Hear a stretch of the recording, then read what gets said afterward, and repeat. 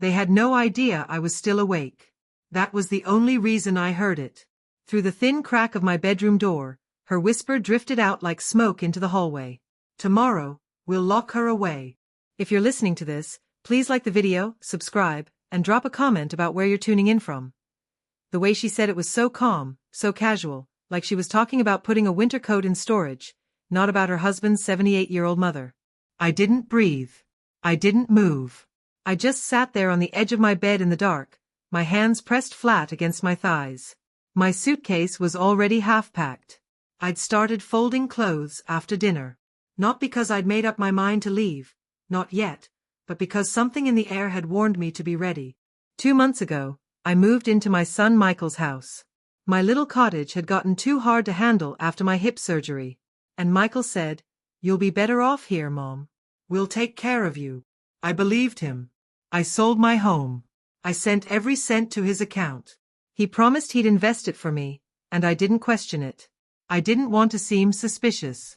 I wanted to believe my son loved me enough to make space for me. But love isn't measured in spare bedrooms or sweet promises. Love shows up in tone, in patience, in whether your teacup is refilled or whether someone sighs when you ask for a slice of bread. That night I ate dinner alone in the kitchen. His wife Emily said they were stepping out for just an hour and left me with leftovers in plastic containers. I didn't mind that so much. What I minded was the way she checked her watch when I asked about her day, like even a few seconds of conversation with me were an interruption. Later, when they came home, I stayed out of the way until I heard them go upstairs. I was getting ready for bed, the door cracked so the cat could slip in, when I heard her whisper again. "She's getting slower," Emily murmured. "And she asked about the money again. We'll handle it tomorrow." Quietly. I stood frozen long after their footsteps faded into the bedroom. Then I moved carefully, almost without sound. I shut the door, locked it, pulled my suitcase out. I didn't cry. I don't cry easily anymore. But my hands shook while I folded my old blue cardigan, the one with the worn elbows that Michael always said made me look too old. I added my papers, my passport, the envelope with medical records, and the folder I wasn't supposed to find last week in Michael's drawer, marked with my name. It was 12:43 a.m. I had no plan, just one clear instinct: leave before that whisper turned real.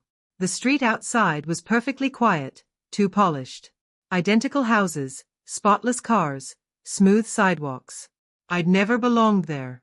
I opened the front door without a sound, shoes in one hand, suitcase in the other. I didn't leave a note. What could I even write? "Thanks for the hospitality." At the end of the walkway, I paused and looked back at the house where my son lived, the house where I no longer belonged. Then I turned and walked toward whatever came next.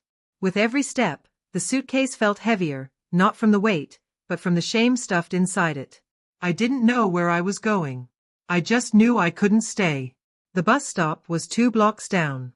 I walked barefoot, shoes still dangling from my hand. The pavement was cool, the silence thick around me. I passed 3 houses before a motion light snapped on and caught me like a thief. For 1 second, I almost turned back. I almost convinced myself to knock, to say it was a mistake, to say I was tired and misunderstood. But I hadn't misunderstood. That whisper had been sharp. "Tomorrow, we'll lock her away." And Michael, my own son, hadn't said a single word against it. Not, "That's too far." Not, "She's my mom." Nothing. Just silence. A silence that meant agreement. I sat on the metal bench at the corner of Oak and Willow. If the schedule hadn't changed, the last bus would come in 12 minutes. I hadn't taken public transportation since before my surgery, since before I gave up my last bit of independence and moved into a house where I never belonged. The street was empty. A porch light flicked across the road, but no one came out. I slipped on my shoes and zipped up my coat. Not for warmth, it was early fall, the night was gentle, but for the comfort of feeling held together. I glanced at the envelope in my bag. I hadn't meant to find it. A week earlier, I'd been searching for batteries in the kitchen drawer. Emily kept them there. Instead, I found a thick white envelope with my name typed neatly on the front. Inside were copies of documents I didn't recognize at first.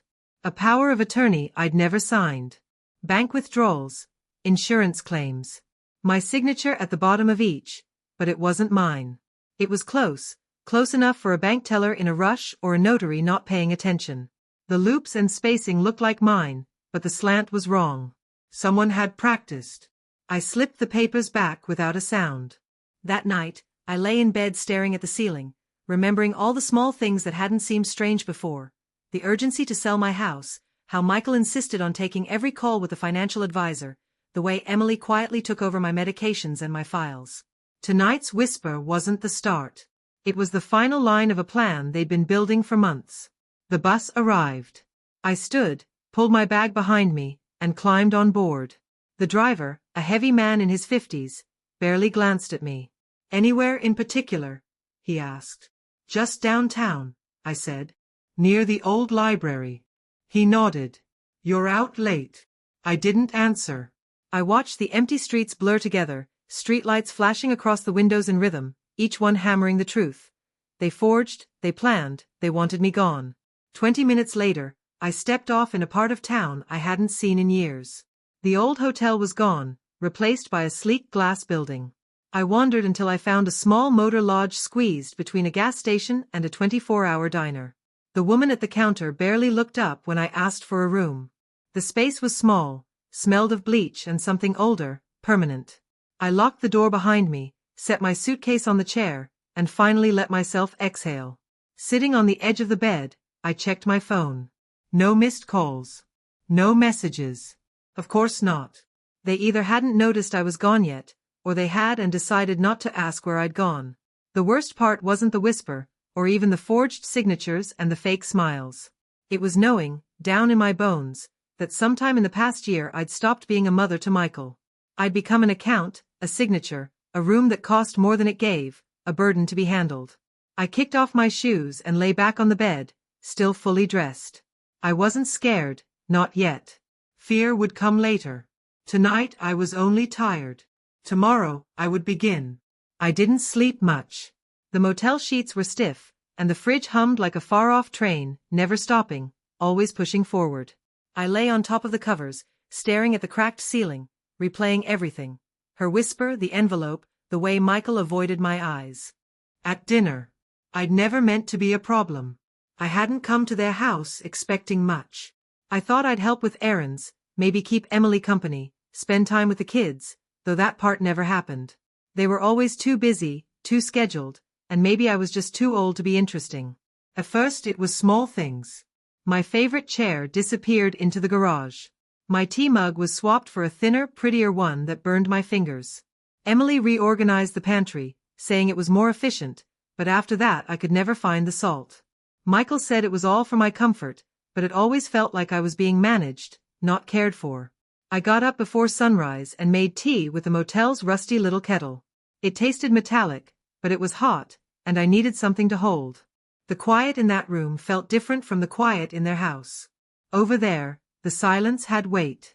It waited, watchful, ready to correct me if I lingered too long at the table or turned the TV up too loud. Here, the silence was just that. Silence. No judgment. Just stillness. I opened my suitcase to change and hesitated at the envelope. I hadn't dared to look again last night. Just knowing it existed had stolen the breath from my chest. But this morning, I needed to see it. I needed to know exactly what they'd taken. The papers inside were neat, clipped together. Copies, not originals. Maybe they'd been headed for the shredder. Maybe Emily had forgotten she'd tucked them into the drawer. There were 3 main documents. The first was a general power of attorney giving Michael the right to act on my behalf in financial and legal matters. Banking, property, even medical decisions. Signed in my name, witnessed, notarized. The signature was good, not perfect, but close. I'd seen that hand before on birthday cards Emily filled out, from all of us, when Michael was busy. The same curved D, the same forced neatness.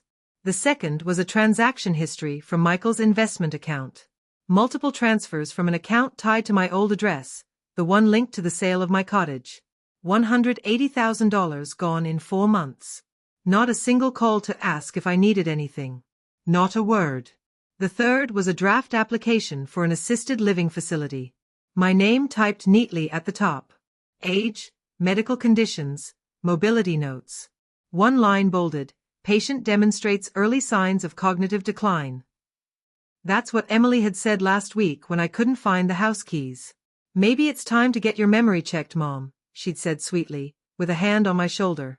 I'd laughed, thinking it was a joke. Apparently, it wasn't. I folded the papers back slowly. My hands were steady now. I was done being shocked, done giving the benefit of the doubt.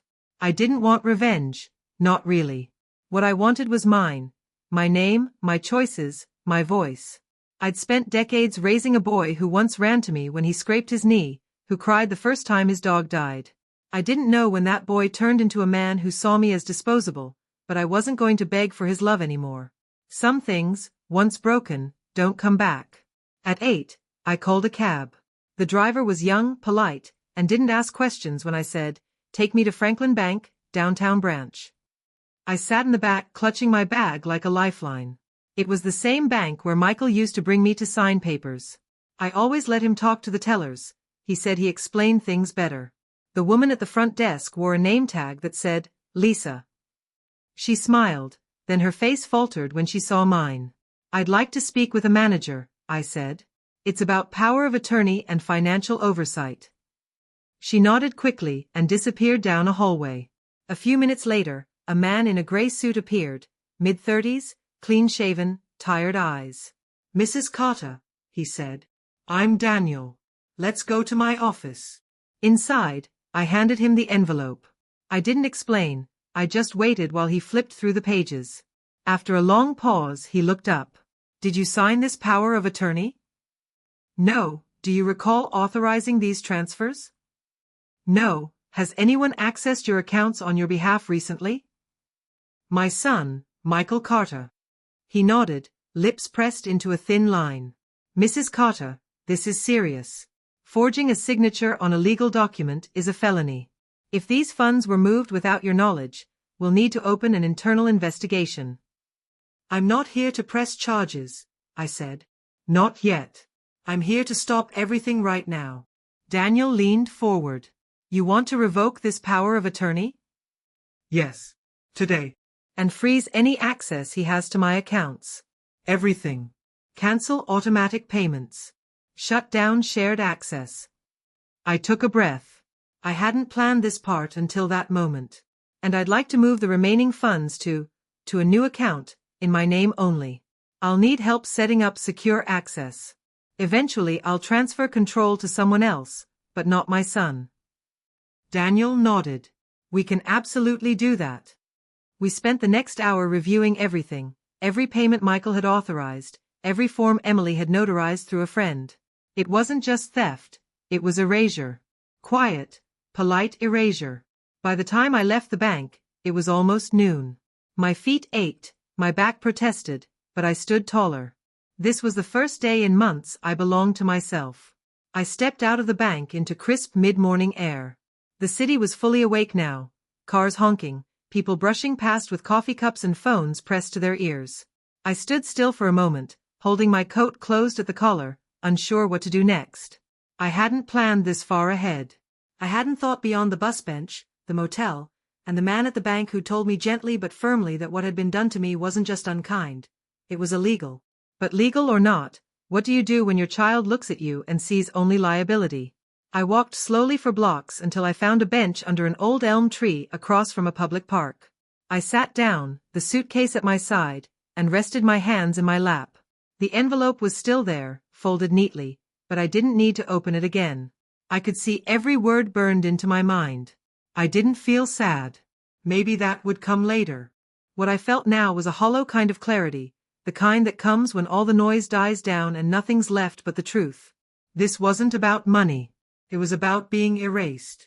It was about the way Emily smiled and corrected me when I told a story at dinner. About how Michael started talking about senior services within a week of me moving in. About how my bedroom door had no lock. About how my mail started showing up already opened. About how I hadn't gotten a birthday card from my grandson in 2 years, not even a call. They thought I was fading, easy to move, easy to silence. And maybe, for a while, I had started to believe that too, until last night. A gust of wind pushed fallen leaves across the sidewalk. I pulled my coat tighter. I hadn't packed for cold weather. I hadn't thought I'd be outside more than a day. I wasn't sure where I'd go now, but I had something I hadn't had in months: control. A woman pushing a stroller walked past me. She glanced at me, then looked away. I didn't mind. I didn't want pity. I just wanted to sit in this strange, empty quiet and figure out what came next. My phone buzzed in my pocket. For a moment, I didn't move. I stared straight ahead, then pulled it out. The screen lit up with Michael's name. I let it ring until it stopped. Then a message came through: "Mom, where are you? Please call me." I didn't answer. I didn't owe him that. A few minutes later another message popped up, this time from Emily. "We woke up and your room was empty. This is really unfair. You're scaring the kids." I stared at that one longer. The kids, scared. They hadn't said 10 words to me all month. They'd slipped past me in the hallway like I was a bad smell. Now they were scared? No, Emily was scared. Scared that her neat little plan was unraveling. Scared that the old woman she'd planned to lock away had walked out the front door with a suitcase and a secret. Good. Let her be scared. I closed the messages without responding. I still didn't know what I would do next, but I knew who I needed to see. I had a name on a card Daniel, the bank manager, had given me, a lawyer who could walk me through the rest. Someone who could make sure this never happened again. Her office was 6 blocks away. I stood up, stretched the ache from my back, and pulled my suitcase along. It clattered over the cracked pavement. Inside, the receptionist was young with a soft voice. "Do you have an appointment?" "No," I said. "But Daniel from Franklin Bank told me to come." She nodded and slipped through a side door. A few minutes later a woman in her early 40s came out, tailored jacket, soft gray eyes, minimal makeup. She reached out her hand. "Mrs. Carter, I'm Lauren Pierce. Daniel called. Come with me." We sat in a private office with tall bookshelves and heavy curtains.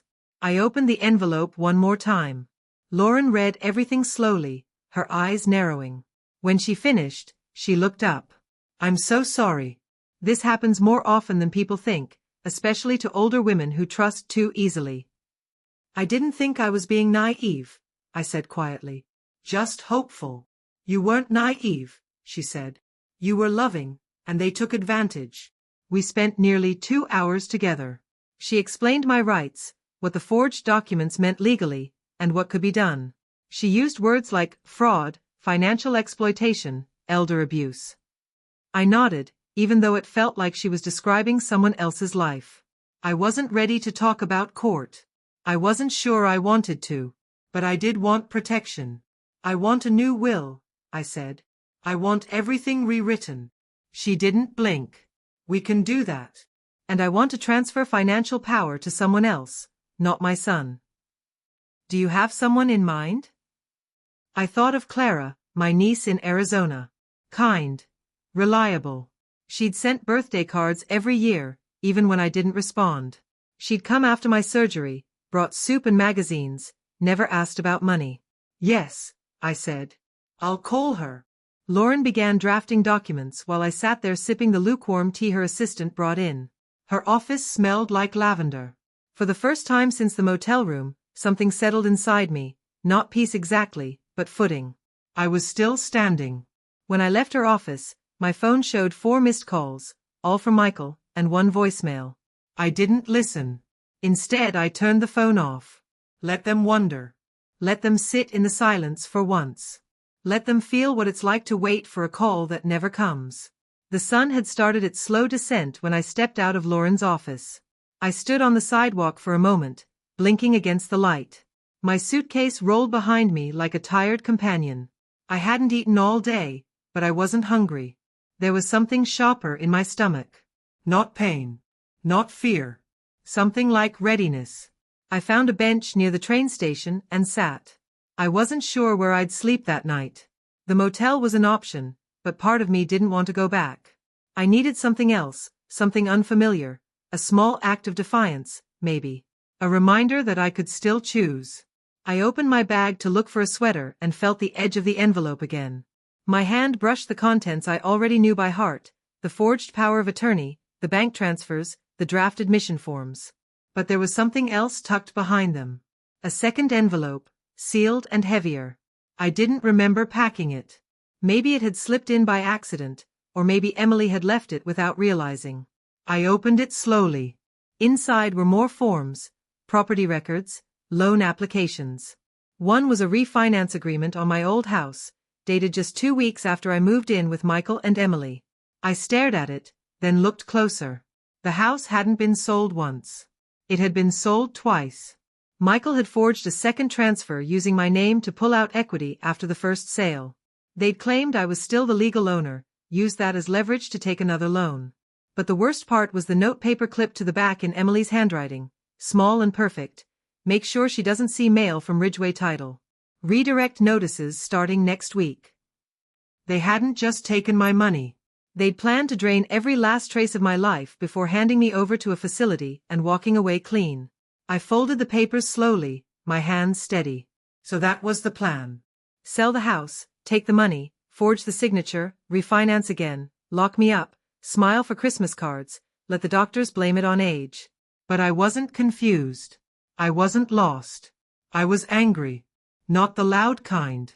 Not the messy kind. That feeling sat low in my belly, waiting. It sharpened itself on silence and time.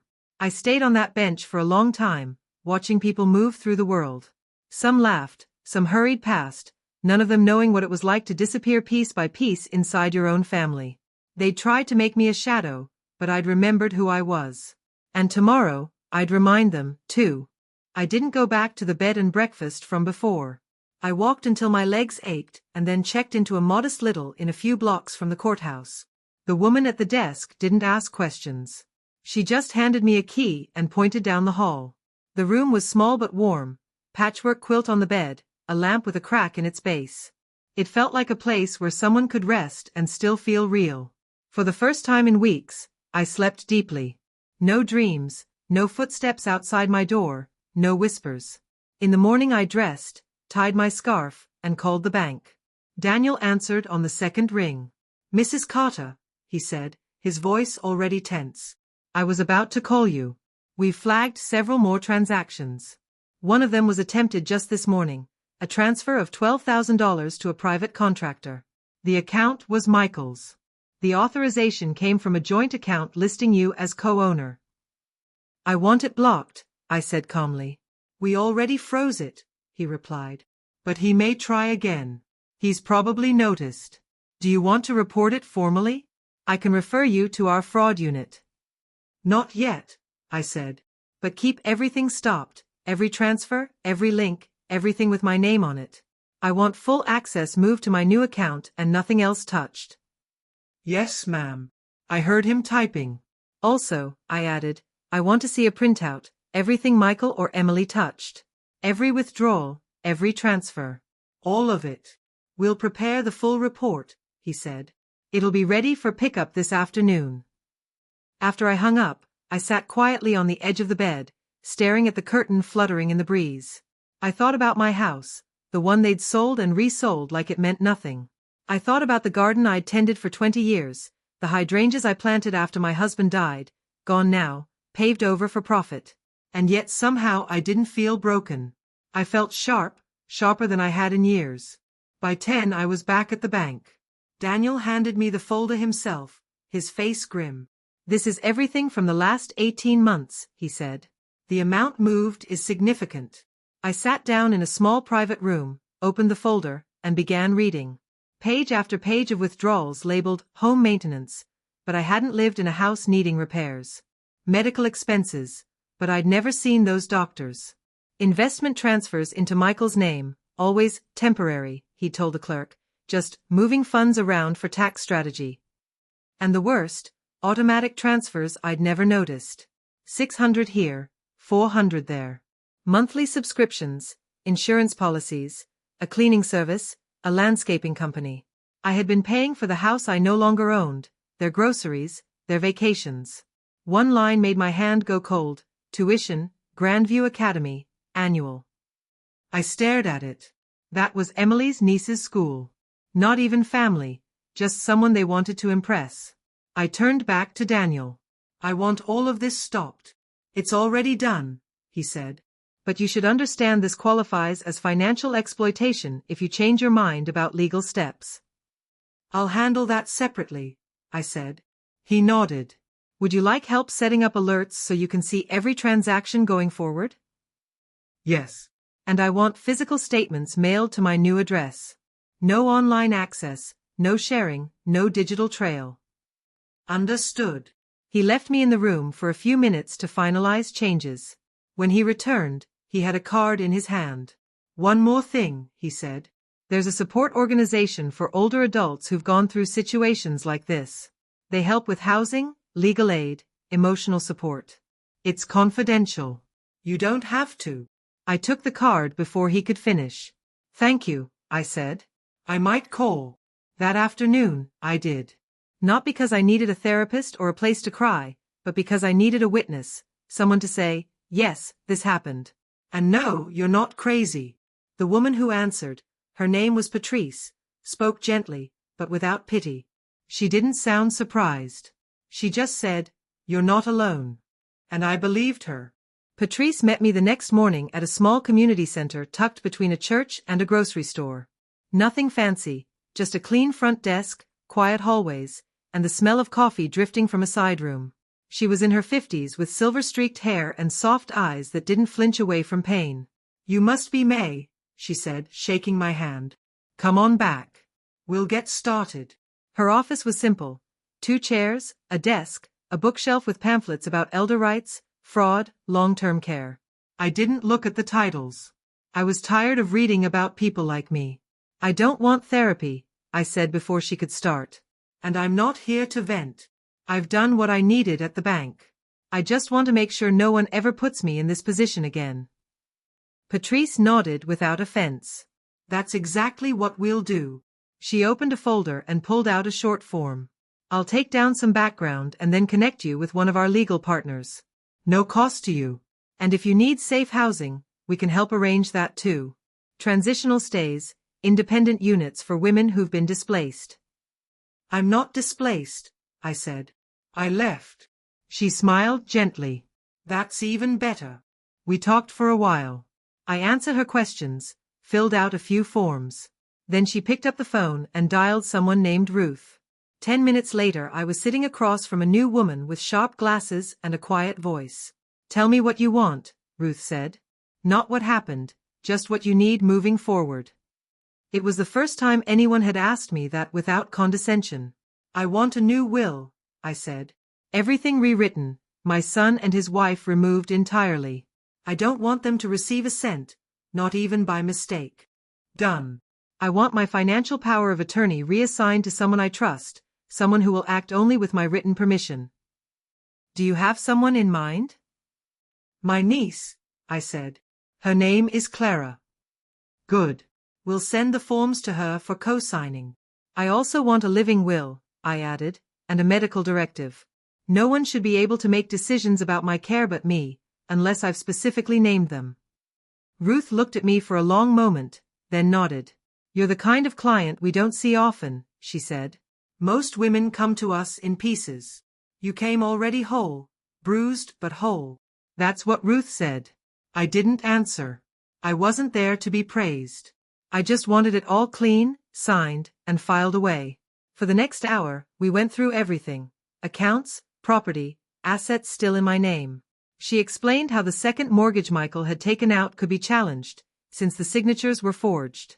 But it would be my choice whether to press charges or just sever ties. For now, I chose the second. I don't want their money, I said. I want mine. I want my name back. I want silence from them. That, Ruth said, I can help with. By the time we finished, the sun was already low. She handed me a fresh folder, my name written neatly on the front in her handwriting. Everything will be official by the end of the week, she said. Until then, no one can touch a thing. And if they try, you call me. I stepped outside holding the folder like it was made of glass. Everything I'd built, every quiet step, every careful boundary, it was real now. I wasn't afraid of Michael anymore. I wasn't afraid of Emily's whispers, or their forged papers, or their empty threats. They could scream, they could beg, they could send flowers and voicemails. It didn't matter.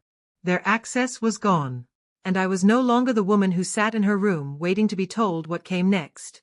I was deciding now. And they'd have to live with that. I hadn't called Irene in over 10 years.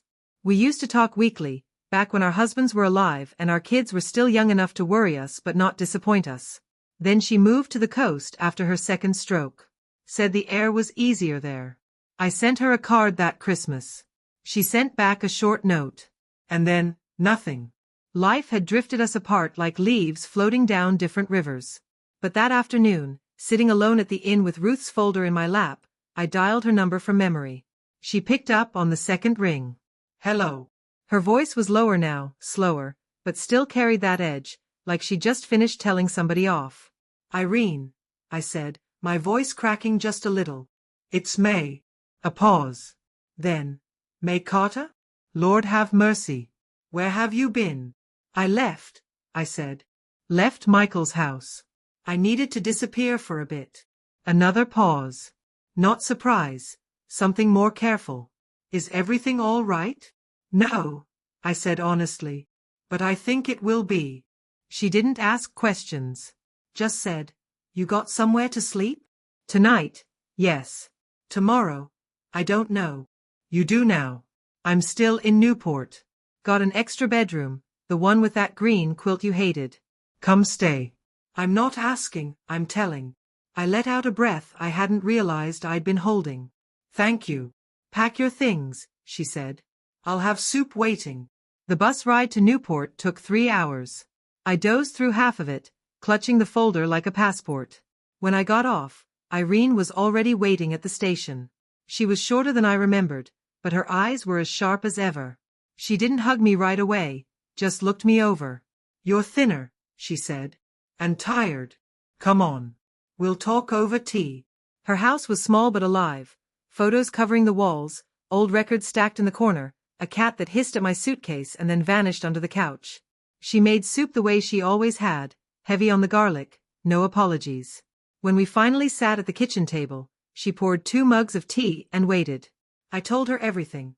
From the day I moved in with Michael, to the forged papers, to the whisper in the hallway. I told her about the bank, the lawyer, the envelope. She never interrupted. When I finished, she leaned back and folded her arms. Damn, she said. I smiled despite myself. And here I thought my daughter-in-law was the queen of cruelty, she added. Yours sounds like she could teach a course. It's not just her, I said. Michael let it happen. He watched it happen. That's what breaks me. Irene nodded. Oh, honey, we raise them to stand tall, and they grow up thinking we're the floor. Silence settled in, not awkward, not sad, just full of everything we'd lived through and never said out loud. You're staying as long as you need, she said. And if you want quiet, I'll give you quiet. If you want to scream into the sea, I'll hold your coat. I laughed. A real laugh. The first in longer than I could remember. That night she gave me the room with the green quilt after all. And as I lay in bed listening to waves through the cracked window, something unfamiliar returned to my chest. Not safety, not yet, but something close. The phone started ringing just after 8 the next morning. I let it buzz once, then turned it face down on the nightstand and went out to the porch, where Irene was already sitting with her tea, a wool shawl around her shoulders. Let me guess, she said without looking at me.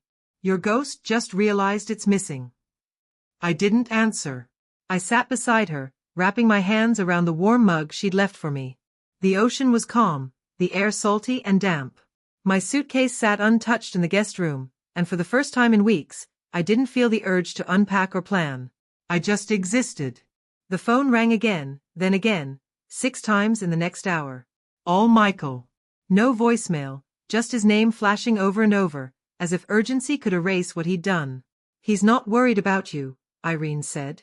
He's worried about whatever access you took with you. I nodded. I already knew. Later that morning, I turned the phone to silent.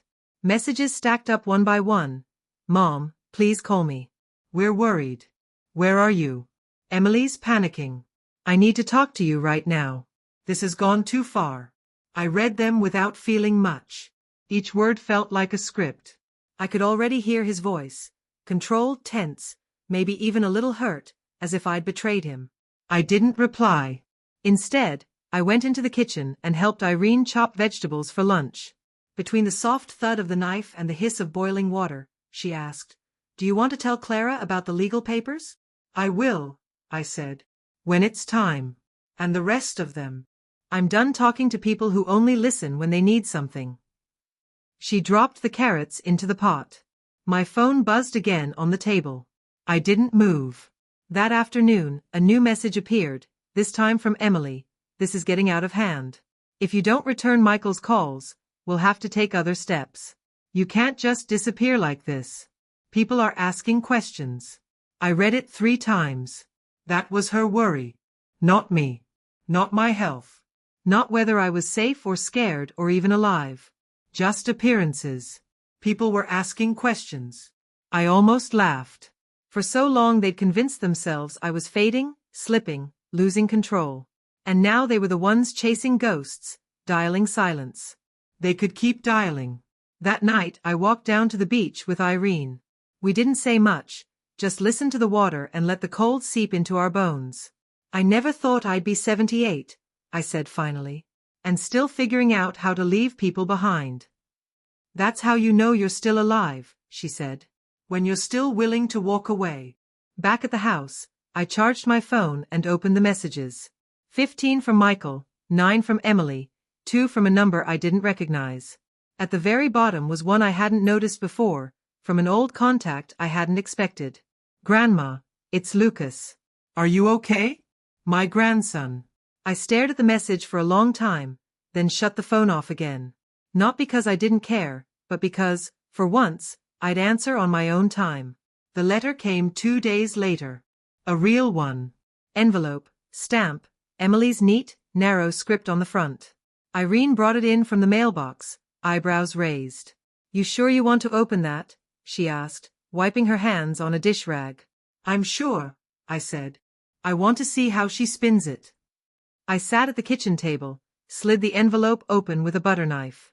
Thick, expensive paper. Of course. "May, I hope you're safe and comfortable wherever you are. We've all been deeply concerned about you. Michael hasn't been able to sleep. The children are asking questions. We're trying to hold everything together in your absence. I won't pretend to understand why you left the way you did, or why you've refused to respond to Michael's calls. I'm sure you have your reasons. From where we sit, it feels disproportionate. Unkind." I stopped there. "Unkind," I said aloud, mostly to myself. "We've always tried to support you in every way we could, opening our home, managing your affairs during your recovery. It hasn't been easy balancing everything, but we did it out of love, not obligation. I hope you haven't forgotten that. Now, however, things have become complicated. The accounts are locked. Services are disrupted. Michael is being contacted by banks, by vendors, by people who don't understand what's going on. It's putting enormous pressure on the family. This isn't what anyone wanted. We're still willing to talk, to make things right. But we can't do that while you remain unreachable. You're part of this family, May, and families don't run away from each other." No signature, just her name, printed clean at the bottom, Emily. I folded the letter slowly, set it on the table, and leaned back. Irene was watching me. "Well?" she asked. I shook my head. "She's not even angry. That's the worst part. She still thinks she's the reasonable one." "They always do," Irene muttered, wiping her hands on her apron. It didn't hurt like I'd expected. Reading her words, polished and polite, was like seeing a costume on a hanger. No body inside, just posture, just performance. Unkind. That word stuck like I'd snapped at someone over dinner, as if I hadn't watched them siphon the bones of my life piece by piece. No apology. No admission. Just worry over appearances, over getting caught. I pushed the letter aside and stood. "Burn it?" Irene asked, already reaching for matches. "No," I said. "Let it sit a while. Let it feel ignored."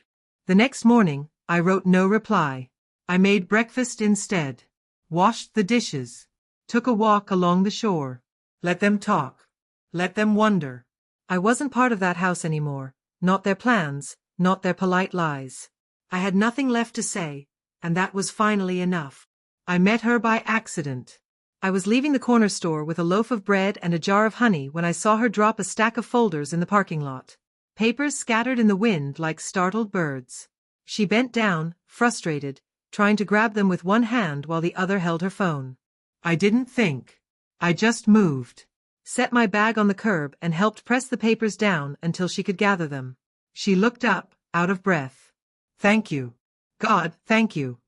She was young, mid-30s maybe. A patch on her jacket read North Coast Community Services. You okay? I asked. She gave a sheepish smile. I will be. I've got 3 appointments today, the copier broke this morning. But that's not your problem. Really, thank you. She reached for the last page, then glanced at my face and froze. Wait, are you May Carter? I blinked. Yes. Her smile softened. I thought so. Patrice mentioned you, from Elder Services. That's right, I said carefully. How do you know Patrice? I work with her sometimes. I'm a field coordinator. Housing and outreach, mostly. She shifted the folders and held out her hand. I'm Leah. We shook.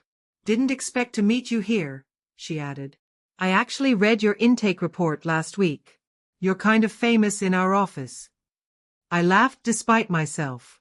That's never a good sentence. No, seriously. Most people in your position stay quiet. They let it happen. You didn't. You drew a line. It was either that or vanish, I said. Leah studied me a moment, then reached into her coat and pulled out a folded paper. I probably shouldn't mix business with groceries, she said, but I have a unit. Safe housing. 1 bedroom, no stairs, quiet building. Usually reserved for emergencies, but I think you qualify. I looked at the paper, then at her. What's the catch? No catch. It's yours for up to 6 months. No rent. Utilities covered. You'd have privacy, freedom. Just 1 string, you check in with me once a week. Not because I don't trust you, just so you're not alone. I didn't answer right away. I watched the wind stir the trees behind her, the sky wide and pale. A place of my own. Not borrowed. Not conditional. I took the paper. I'll think about it. Of course, she said. Take your time. Just don't wait too long. Places like this don't stay open. 2 days later, I moved in. It wasn't fancy. Small kitchen, old carpet, a window that stuck when you opened it, but it was mine. I unpacked slowly. No rush.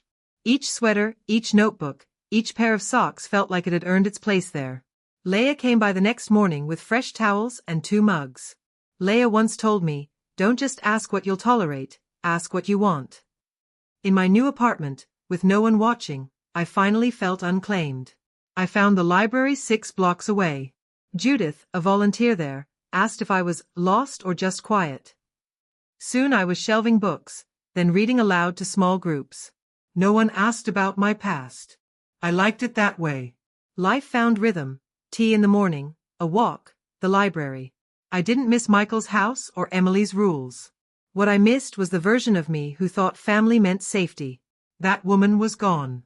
One day, Judith handed me a flyer, Elder Advocacy Talk. You should come. I wasn't sure I was ready, but the idea didn't scare me anymore. Then, on a gray Wednesday, I saw him, Lucas. Taller now, thinner jacket, but still my grandson. He came toward me, nervous. Do your parents know? I asked. No. I'm not calling them. He looked down. I didn't come to defend them. I just wanted you to know I think about you. And I'm sorry I didn't say goodbye. I reached across, laid my hand over his. You don't have to choose sides, Lucas. You just have to choose what kind of man you want to be.